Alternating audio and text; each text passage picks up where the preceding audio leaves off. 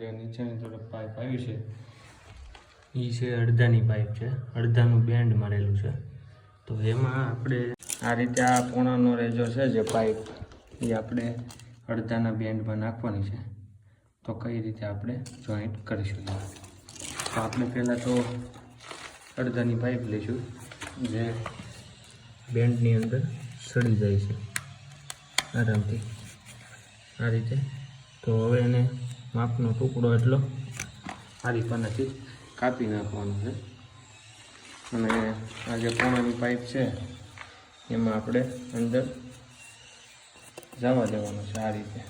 તો આ રીતે આપણે પાઇપનો ટુકડો કાપી લીધો છે અને જે પોણાની પાઇપ છે એમાં આપણે અંદર જવા દેવાનો છે. આ રીતે આપણે પોણાની પાઇપમાં અડધાનો પાઇપનો ટુકડો આપણે અંદર જવા દીધો છે અને આપણે અહીંયા આપણે ટેપ લગાવી દેવાની છે. ટેપ લગાવી દીધી છે જેથી કરીને અંદર સિમેન્ટનો રસ અંદર ન જાય એટલા માટે.